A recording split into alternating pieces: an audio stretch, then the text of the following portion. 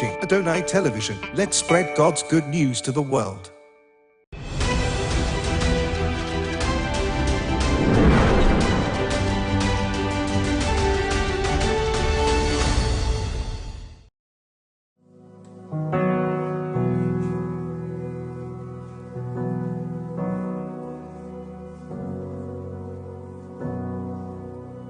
Praise the lord. ಎಲ್ಲ ಅಡನಾಯ್ television ವೀಕ್ಷಕರಿಗೆ ಯೇಸು ಕ್ರಿಸ್ತನ ನಾಮದಲ್ಲಿ ವಂದನೆಗಳು.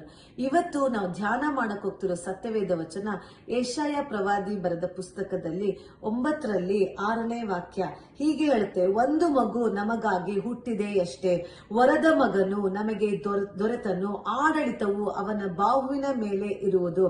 ಅದ್ಭುತ ಸ್ವರೂಪನು, ಆಲೋಚನಾ ಕರ್ತನು, ಪರಾಕ್ರಮಿಯಾದ ದೇವರು, ನಿತ್ಯನಾದ ತಂದೆ, ಸಮಾಧಾನದ ಪ್ರಭು ಎಂಬುವ ಅವನ ಹೆಸರು.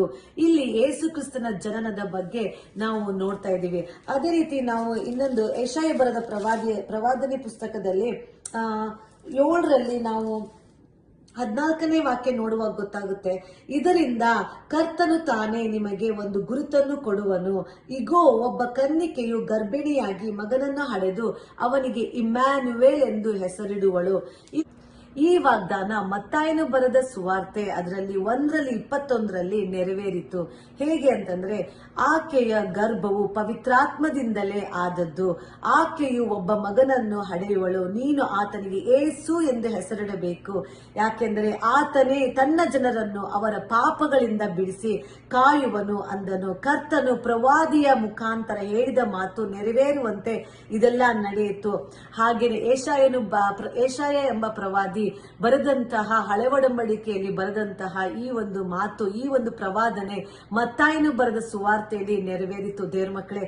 ಆದ್ರಿಂದ ಇಲ್ಲಿ ಹೇಳುತ್ತೆ, ಇಮ್ಯಾನ್ಯುವೇಲ್ ಎಂದು ಹೆಸರಿಡಬೇಕು ಅಂತ ಹೇಳ್ತಾರೆ. ಅದೇ ವಾಕ್ಯದಲ್ಲಿ 23ನೇ ವಾಕ್ಯ ಹೇಳುತ್ತೆ, ಇಮ್ಯಾನ್ಯುವೇಲ್ ಅಂತಂದ್ರೆ ದೇವರು ನಮ್ಮ ಕೂಡ ಇದ್ದಾನೆ ಎಂದು ಈ ಹೆಸರಿನ ಅರ್ಥವಾಗಿದೆ. ಹೀಗೆ ದೇವ್ರ ಮಕ್ಕಳೇ, ಯೇಸು ಕ್ರಿಸ್ತನ ಜನನ ಹಳೆ ಒಡಂಬಡಿಕೆಯಲ್ಲಿ ಯೆಶಾಯ ಪ್ರವಾದಿ ಮುಖಾಂತರ ಹೇಳಿದ ಈ ಒಂದು ಪ್ರವಾದನೆ ಮಾತು ಹೊಸ ಒಡಂಬಡಿಕೆಯಲ್ಲಿ ಮತ್ತಾಯನು ಬರೆದ ಸುವಾರ್ತೆಯಲ್ಲಿ ಈ ಒಂದು ಪ್ರವಾದನೆ ನೆರವೇರಿತು. ಯೇಸು ಸ್ವಾಮಿ ಬರೀ ಒಂದು ಮಗುವ ರೂಪದಲ್ಲಿ ಈ ಭೂಮಿಗೆ ಬಂದಿದ್ದು ಅಷ್ಟೇ ಅಲ್ಲದೆ, ಆತನು ಒಂದು ಪರಿಶುದ್ಧತೆಯಲ್ಲಿ ನಡೆದು ನಮಗಾಗಿ ನಮ್ಮ ಪಾಪಗಳಿಗೆ ಬಿಡುಗಡೆ ಕೊಡುವುದಕ್ಕೋಸ್ಕರ ಈ ಭೂಮಿಗೆ ಬಂದರು ದೇವ್ರ ಮಕ್ಕಳೇ. ಅದೇ ರೀತಿ ಈ ವಾಕ್ಯ, ಇನ್ನೊಂದು ವಾಕ್ಯ ನೋಡೋಣ. ಯೆಶಾಯನು ಬರೆದ ಪತ್ರಿಕೆಯಲ್ಲಿ 9ರಲ್ಲಿ 2ನೇ ವಾಕ್ಯ, ಕತ್ತಲಲ್ಲಿ ಸಂಚರಿಸಿದ ಜನರಿಗೆ ದೊಡ್ಡ ಬೆಳಕು ಕಾಣಿಸಿತು, ಕಾರ್ಗತ್ತಲಾದ ದೇಶದಲ್ಲಿದ್ದ ಅವರಿಗೆ ಪ್ರಕಾಶವು ಹೊಳೆಯಿತು.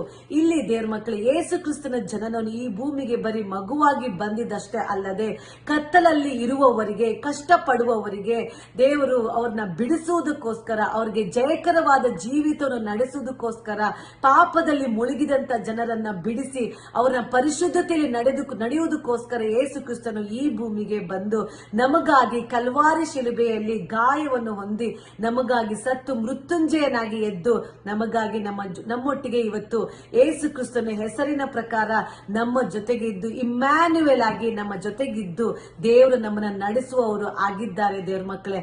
ಆದ್ರಿಂದ ದೇವರು ಇಮ್ಯಾನ್ಯುವೇಲ್ ಅಂದ್ರೆ ನಮ್ಮ ಎಲ್ಲಾ ಕಷ್ಟಗಳಲ್ಲಿ, ನಮ್ಮ ಎಲ್ಲಾ ಸಂಕಷ್ಟಗಳಲ್ಲಿ ಯೇಸು ಕ್ರಿಸ್ತರು ನಮ್ಮ ಜೊತೆಗಿದ್ದು ಆ ಎಲ್ಲಾ ಕಷ್ಟಗಳಿಂದ ನಮ್ಮನ್ನ ಬಿಡಿಸಿ ನಮ್ಮನ್ನ ಕಾಯುವ ದೇವರು ಆಗಿದ್ದಾರೆ ದೇವ್ರ ಮಕ್ಕಳೇ. ಆದ್ದರಿಂದ ಕೊಟ್ಟಂತ ಈ ಒಂದು ಸೌಭಾಗ್ಯಕ್ಕಾಗಿ ದೇವರಿಗೆ ಕೃತಜ್ಞತೆ. Happy Christmas to all of you. God bless you all.